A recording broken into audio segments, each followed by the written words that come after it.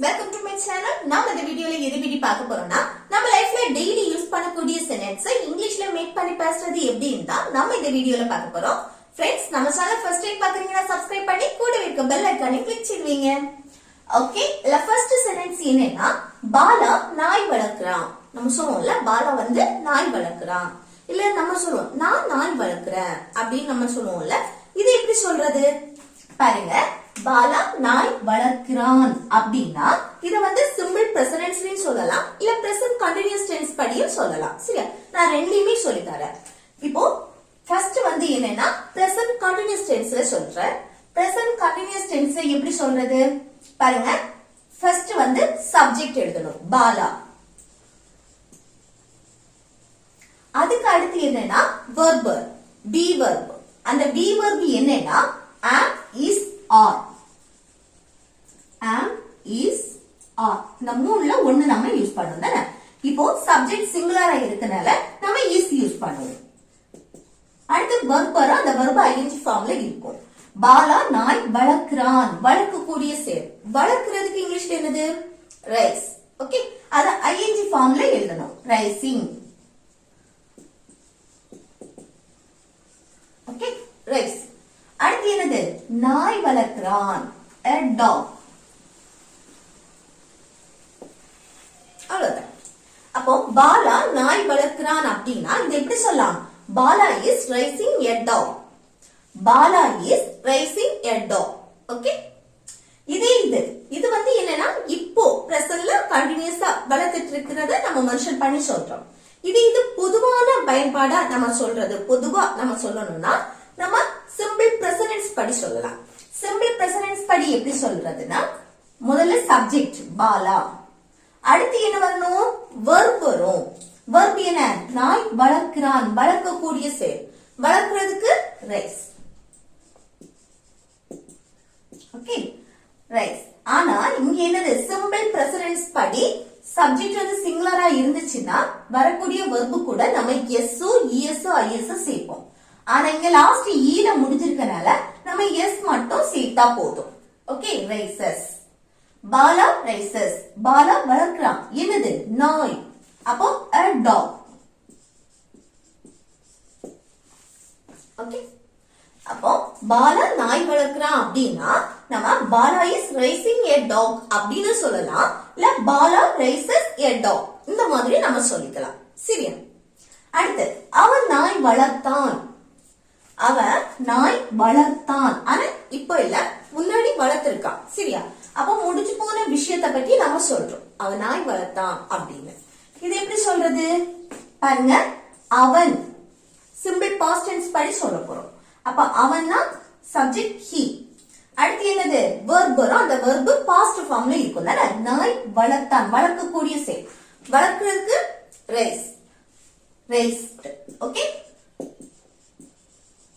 வளர்க்கிறதுக்கு rice, அதோட past raised. அடுத்து நாய் a dog. ஓகே, அப்ப அவன் நாய் வளர்த்தான் அப்படின்னா he raised a dog. He raised a dog. Okay.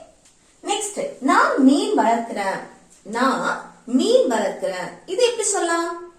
இத வந்து வளர்க்கிறேன் பிரசன்ட் கண்டினியூஸ் டென்ஸ் படியும் சொல்லலாம், இல்ல சிம்பிள் பிரசன்ட் டென்ஸ் படியும் நம்ம சொல்லலாம். ஓகே, மேல உள்ளது போல. அப்ப பாருங்க, நான் சப்ஜெக்ட் I. ஓகே, அடுத்து என்ன வரணும்? முதல்ல பிரசன்ட் கண்டினியூஸ் டென்ஸ் படி இந்த ஃபார்மட் படி நம்ம எழுதலாம். சரியா, நான் மீன் வளர்க்கிறேன் அப்படின்னா ஃபர்ஸ்ட் சப்ஜெக்ட், அடுத்து be verb வரும். I வந்தாலே am யூஸ் பண்ணுவோம். சரியா, அடுத்து என்ன வளர்க்கக்கூடிய செயல் ரைஸ், கூட ing சேர்க்கும் போது ரைசிங். அடுத்து மீன் fish. ஓகே, அப்போ நான் மீன் வளர்க்கிறேன் அப்படின்னா I am raising fish. I am raising fish. Okay, அடுத்து நான் மீன் வளர்க்கிறேன், அத வந்து சிம்பிள் பிரசன்ட் படி சொல்லணும்னா இது எப்படி சொல்றது பாருங்க. சப்ஜெக்ட் I நான், அடுத்து என்னது வரணும் verb ரைஸ். ஓகே, கூட இங்க வந்து எதுவுமே சேர்க்க கூடாது. இங்க வந்து நம்ம s சேர்த்திருக்கோமா, ஆனா இங்க சேர்க்க கூடாது. இங்க என்னது சப்ஜெக்ட் வந்து சிங்குலரா இருந்தா சேர்க்கணும்னு சொல்லி இருக்க, ஆனா subject I, you, we, they அடுத்து verb கூட எதுவுமே சேர்க்க கூடாது. சரியா? subject he, she, it இந்த singular noun வரும்போது தான் நம்ம வரக்கூடிய verb கூட s O es O is ஓ சேர்ப்போம். அது verb ஓட ஸ்பெல்லிங்க பொறுத்து தான் அதுல s சேர்க்கணுமா es சேர்க்கணுமா is சேர்க்கணுமான்னு தெரியும். சரி, அப்போ I raise fish. ஓகே, அப்போ நான் மீன் வளர்க்கிறேன் அப்படின்னா இது எப்படி சொல்லலாம்? ரெண்டு விதமாவும் சொல்லலாம். I am raising fish இல்லைன்னா I raise fish. ஓகே, இந்த மாதிரி சொல்லலாம். நெக்ஸ்ட், நீ மீன் வளர்க்கிறாயா? நம்ம கொஸ்டினா கேக்குறோம். நீ மீன் வளர்க்கிறாயா அப்படின்னு, வளர்க்கிறியா அப்படின்னு கேட்போம்ல. இது எப்படி கேட்கலாம்? நம்ம சிம்பிள் பிரசன்ஸ் படியே இத கேட்கலாம். சரியா? நீ மீன் வளர்க்கிறியா அப்படின்னா சிம்பிள் பிரசன்ஸ். சிம்பிள் பிரசன்ஸ்ல கொஸ்டின் கேட்கணும்னா do இல்லனா does யூஸ் பண்ணணும். இங்க சப்ஜெக்ட பார்க்கணும். சப்ஜெக்ட் நீ வந்திருக்கு. நீனா you. you வந்தா do யூஸ் பண்ணி தான் கொஸ்டின் கேட்கணும். ஓகே, ஸ்டார்டிங் do போடணும். அடுத்து சப்ஜெக்ட், அடுத்து verb. verb என்ன? வளர்க்கிறாயா? வளர்க்கிறதுக்கு இங்கிலீஷ்ல என்னது? raise. ஓகே, மீன் fish. அப்ப நீ மீன் வளர்க்கிறாயா, நீ மீன் வளர்க்கிறியா அப்படின்னு கேட்கணும்னா எப்படி கேட்கலாம்? do you raise fish? do you raise fish? Okay, அடுத்து நெக்ஸ்ட் பாருங்க. எனக்கு வாந்தி வர்றது போல இருக்கு. நம்ம சொல்லுவோம்ல, எனக்கு வாந்தி வர்றது போல இருக்கு. ஒரு கொமட்டல் மாதிரி வரும்ல, ஆனா வாந்தி வராது, ஆனா வர ஃபீல் ஆகும்ல, அதுதான். ஓகே, எனக்கு வாந்தி வர்றது போல இருக்கு அப்படின்னு சொல்றதுக்கு இது எப்படி சொல்லலாம்? இது சிம்பிள் பிரசன்ஸ்ல சொல்லிடலாம். எனக்கு, எனக்குன்னா I சப்ஜெக்ட். அடுத்து வாந்தி வர்றது போல இருக்கு. ஒண்ணு போல இருக்கு, ஏதோ ஒண்ணு செய்யறது போல இருக்கு அப்படின்னு சொல்லலாம். அது போல இருக்கு, அதுக்கு feel. ஓகே, ஃபீல்ங்கிறது verb. சரி, feel. அடுத்து வாந்தி வர்றது. வாந்தி வர்றதுக்கு இங்கிலீஷ்ல என்னது? nauseous. nauseous. Okay, I feel nauseous அப்படின்னா எனக்கு வாந்தி வர்றது போல இருக்கு. இது அவனுக்கு வாந்தி வர்றது போல இருக்கு அப்படி சொல்லுவோம்ல, அவனுக்கு வாந்தி வர்றது போல இருக்கு. இது எப்படி சொல்லலாம்? அவனுக்கு அப்படின்னா இங்க சப்ஜெக்ட் he ஆகும். இங்க என்னது? ஃபீல்ங்கிறது feels. yes கூட சேர்க்கணும். சரியா? he feels nauseous. he feels nauseous. Okay, அப்போ எனக்கு வாந்தி வர்றது போல இருக்கு அப்படின்னு சொல்றதுக்கு I feel nauseous. Okay, next, என் போன் சைலண்ட்ல இருந்தது. என் போனு சைலண்ட்ல இருந்தது. நம்ம சொல்லுவோம்ல, நான் உனக்கு எவ்வளவு தடவை கால் பண்ணேன், அது என் போன் சைலண்ட்ல இருந்து அப்படின்னு நம்ம சொல்லுவோம்ல. இது போனோட நிலையை பற்றி சொல்றோம். ஓகே, அது சைலண்ட்ல இருந்தா, வைப்ரேட்ல இருந்தா, இல்ல ஆன்ல இருந்தா, இந்த மாதிரி நம்ம சொல்றது. ஓகே, இங்க வெர்பா நம்ம பி வெர்ப் சேர்த்து தான் பேசுவோம். அப்போ என் போன், இதுதான் சப்ஜெக்ட். My phone. அடுத்து இங்க என்னது? பி வெர்ப் தான் நம்ம மெயின் வெர்பா யூஸ் பண்ணுவோம். சைலண்ட்லி இருந்தது, அந்த இருந்தது அர்த்தத்தை கொடுக்கிறது. ஓகே, வாஸ் பாஸ்ட் முடிஞ்சு போற விஷயத்தை பத்தி தானே பேசுறோம். அப்போ வாஸ் இருந்தது. ஏன் இங்க வாஸ் போடுறோம்? வாஸ் இல்லைன்னா வேர், இந்த ரெண்டுல ஒன்னு யூஸ் பண்ணணும். அது சப்ஜெக்ட பொறுத்து. இங்க மை போன், ஒரே ஒரு போனை பத்தி தான் பேசுறோம். சப்ஜெக்ட் சிங்குலரா இருக்கு, சோ இங்க வாஸ் யூஸ் பண்ணிருக்கோம். சரியா? அடுத்து சைலண்டில். Okay, on silent. இதுல என்ன போடணும்? On silent. அப்போ என் போன் சைலண்ட்ல இருந்து அப்படின்னு சொல்றதுக்கு my phone was on silent. My phone was on silent. Okay, அடுத்து என் போன் வைப்ரேஷன்ல இருந்தது. என் போன் வைப்ரேஷன்ல இருந்து. இது எப்படி சொல்றது? என் போன், அதுக்கு மை போன். அடுத்து வைப்ரேஷன்ல இருந்தது வாஸ். ஓகே, முடிஞ்சு போற விஷயத்தை பத்தி பேசுறோம். வாஸ். அடுத்து வைப்ரேஷன், அதுக்கு ஆன் வைப்ரேட். ஓகே, ஆன் போடணும். சரியா? அப்போ என் போன் வைப்ரேஷன்ல இருந்து அப்படின்னு சொல்றதுக்கு my phone was on vibrate. Okay, my phone was on vibrate. Next, பொறுமைக்கு ஒரு அளவு இருக்கு. நம்ம சொல்லுவோம்ல, பொறுமைக்கு ஒரு அளவு இருக்கு, எல்லாத்துக்கும் ஒரு அளவு இருக்கு, கிண்டலுக்கும் ஒரு அளவு இருக்கு, அடுத்து இந்த மாதிரி பேசுறதுக்கும் ஒரு அளவு இருக்கு, இந்த மாதிரி நம்ம சொல்லுவோம் தானே. இப்படி ஒண்ணுக்கு ஒரு அளவு இருக்கு அப்படின்னு சொல்றதுக்கு, ஒரு அளவு இருக்கு அப்படின்னா there is a limit. ஒரு அளவு இருக்குன்னா there is a limit. a limit அப்படின்னா ஒரு அளவு இருக்கு. எதுக்கு? பொறுமைக்கும். ஓகே, அடுத்து to போட்டு அந்த பொறுமை அப்படிங்கிறது noun. சரியா? அப்ப அந்த பொறுமைங்கிறது என்னது இங்கிலீஷ்ல? patience. ஓகே, to போட்டு அந்த noun அப்படியே எழுதணும். patience. இது மெயின் verb வந்துனா அது ing ஃபார்ம்ல எழுதும். ஓகே, அப்போ பொறுமைக்கு ஒரு அளவு இருக்கு அப்படின்னா there is a limit to patience. There is a limit to patience. Okay. அடுத்து நெக்ஸ்ட் பாருங்க, எல்லாத்துக்கும் ஒரு அளவு இருக்கு. நம்ம சொல்லுவோம்ல எல்லாத்துக்கும் ஒரு அளவு இருக்கு அப்படின்னு. இது எப்படி சொல்லலாம்? ஒரு அளவு இருக்கு அப்படின்னா there is a limit. தானே? There is a limit. அடுத்து எல்லாத்துக்கும் அப்படின்னா to போட்டு அந்த எல்லாத்துக்கும்னா everything.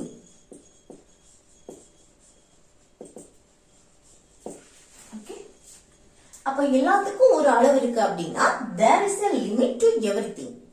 There is a limit to everything. Okay. அடுத்து பேசுறதுக்கும் ஒரு அளவு இருக்கு. பேசுறதுக்கும் எல்லாம் மீறி நம்ம பேசிட்டோம் அப்படின்னா பேசுறதுக்கும் ஒரு அளவு இருக்கு. இப்படி சொல்லுவோம் தானே? இது எப்படி சொல்லலாம்? ஒரு அளவு இருக்கு அப்படின்னா there is a limit. There is a limit. அடுத்து பேசுறதுக்கும் அப்படின்னா to போட்டு அந்த பேசுறது என்னது மெயின் verb அத ing ஃபார்ம்ல எழுதணும். பேசுறதுக்கு talk, அத வந்து ing ஃபார்ம்ல talking. ஓகே, அப்ப பேசுறதுக்கு ஒரு அளவு இருக்கு அப்படின்னா there is a limit to talking. There is a limit to talking. Okay, கிண்டல் பண்றதுக்கு ஒரு அளவு இருக்கு. நம்ம சொல்லுவோம்ல கிண்டல் பண்றதுக்கு ஒரு அளவு இருக்கு. இது எப்படி சொல்லலாம்? பாருங்க, ஒரு அளவு இருக்கு. There is a limit.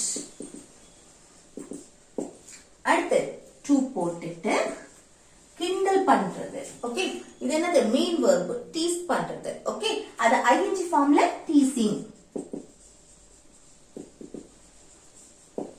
Okay, அப்ப கிண்டல் பண்றதுக்கு ஒரு அளவு இருக்கு அப்படின்னா there is a limit to teasing. Okay, there is a limit to teasing. Next, நேரம் வரும்போது அது நடக்கும். நம்ம சொல்லுவோம்ல நேரம் வரும்போது அது நடக்கும் அப்படி. இது எப்படி சொல்லலாம்? பாருங்க, நேரம் வரும்போது இது ஒரு செட்டு, அது நடக்கும் அடுத்த செட்டு. இல்ல எதை வேணாலும் ஃபர்ஸ்ட் எழுதலாம். நம்ம இத ஃபர்ஸ்ட் எழுதுவோமா? அது நடக்கும் அப்படின்னா இது எப்படி சொல்றது? ஃபியூச்சரை மெயின் பண்ணி நம்ம சொல்றோம் தானே? நேரம் வரும்போது அது நடக்கும், ஃபியூச்சரை மெயின் பண்ணி. அப்ப சப்ஜெக்ட் என்னது? அது. அப்ப இட். ஃபியூச்சரை மெயின் பண்ணி சொல்லும் போது நம்ம will சேர்ப்போம் தானே? சப்ஜெக்ட்டுக்கு அடுத்து will. verb எது? நடக்கும், நடக்கக்கூடிய செய்யதோ ஒரு விஷயம். அப்போ happen. Okay, it will happen. அது நடக்கும். எப்போ? நேரம் வரும்போது. அந்த போது அதுக்கு when. இந்த நேரம் வரும்போது இதை எப்படி சொல்லலாம்னா when the time comes. Okay, the நேரம் வரும்போது இதை எப்படி சொல்லலாம்? when the time comes. Okay, நேரம் the time. அடுத்து வரும்போது இத வந்து சிம்பிள் பிரசன்ஸ் படி எழுதியிருக்கோம். சரி, அந்த டைம் இததான் நம்ம சப்ஜெக்டா எடுத்திருக்கோம். அந்த கம் verb கூட நம்ம s சேர்த்திருக்கோம். சரி, அப்ப நேரம் வரும்போது இத when the time comes. நேரம் வரும்போது அது நடக்கும் அப்படின்னா it will happen when the time comes. Okay, it will happen when the time comes. இல்லைனா இத மாத்தி கூட சொல்லலாம். when the time comes it will happen. Okay, இந்த மாதிரி சேஞ்ச் பண்ணி சொல்லலாம். அடுத்து நெக்ஸ்ட் ஒன் பாருங்க, நேரம் வரும்போது நான் உங்ககிட்ட அனைத்தையும் சொல்வேன். நம்ம சொல்லுவோம்ல நேரம் வரும்போது நான் உங்ககிட்ட எல்லாத்தையும் சொல்றேன் அப்படின்னு.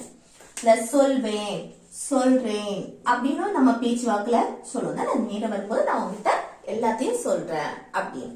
இது எப்படி சொல்றது?